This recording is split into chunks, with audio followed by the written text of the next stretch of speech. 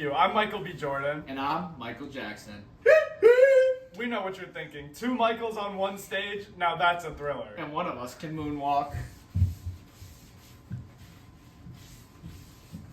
Alright, I might not be able to do that, but I can still take a punch and look this good. You know, Michael, we've got music, we've got movies, but you know what we really need? A better economy? No. Weekend Update. Take it away, Tom and Jack.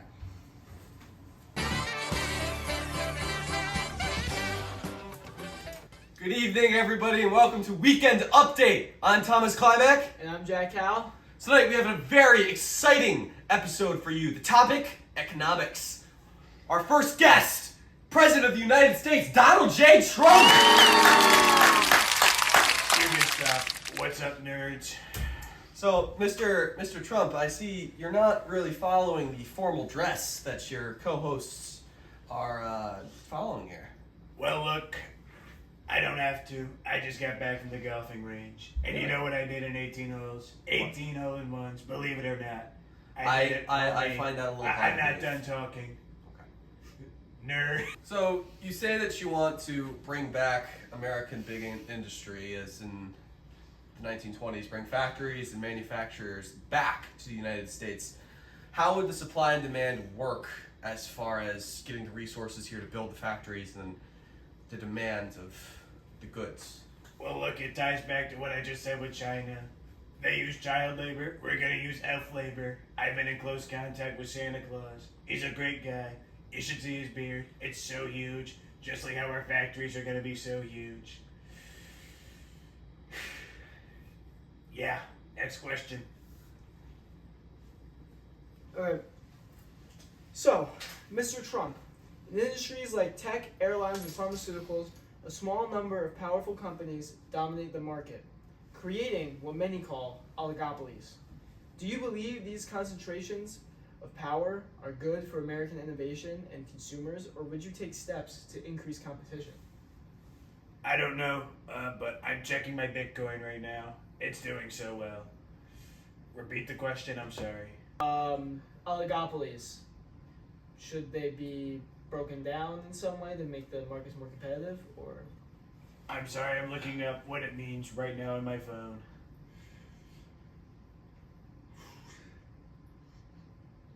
I'm not a big fan of oligopolies, I gotta say. I don't like it when 5 big companies, like think about it, space-time, airplanes, all that fun stuff. I'm looking at it, it's on my phone right now. I have the receipts. I don't like them. You know, I ran a casino. Did you know I bankrupted it? Oh, I did Really? know that. Yeah, 6 times I believe you went bankrupt. 6 times. It's gotta be a skill. So, as many of our listeners know, annually we do a joke swap between me and Thomas that can usually lead to some eventful banter. So let's get right into it. Economists say the U.S. is facing a major economic downturn, or as Americans call it, Tuesday things are so bad. Starbucks just introduced a new drink called The Rent. It's $2,000 and comes with 3 roommates. The FTC is suing another tech giant for monopolistic practices. Officials say the company is harming consumers by controlling prices, limiting innovation, and worst of all, releasing a new phone every year with 0 new features, unless you count slightly more depressed Siri.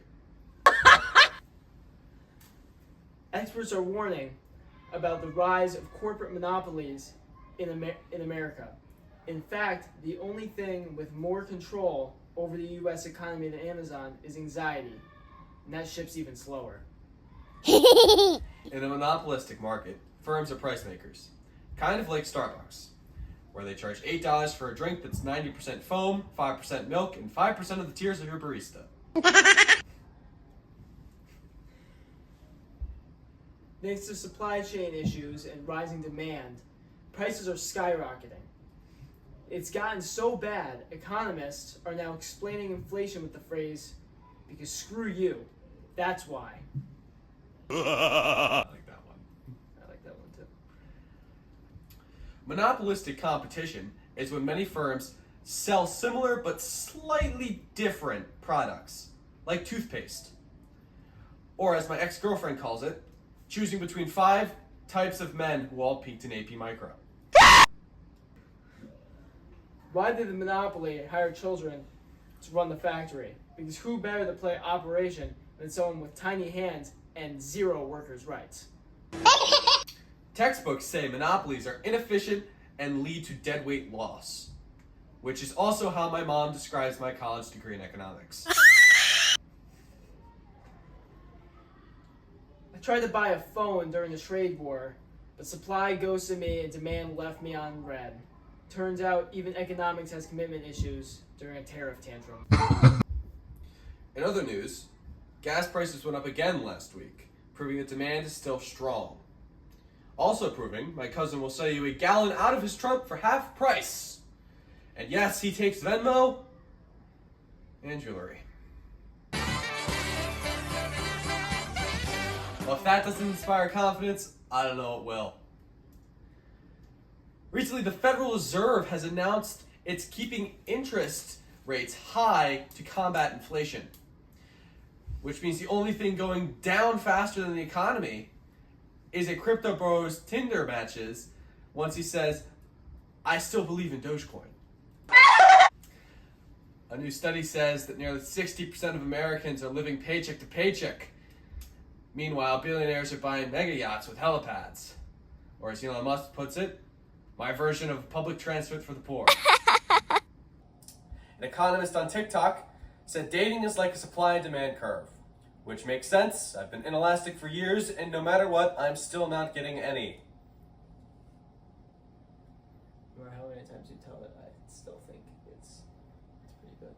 The used car market is wild right now. One guy traded his Toyota Corolla for a 3-bedroom in Brooklyn, which is weird because now both have a weird smell and serious mileage. Well, that was interesting. Thank you for watching, and have a great rest of your night. I'm Thomas Klimek. And I'm Jack Al. Good night!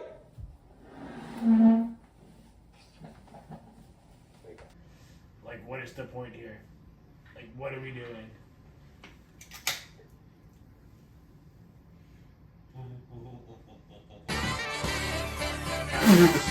Well, we can just splice it.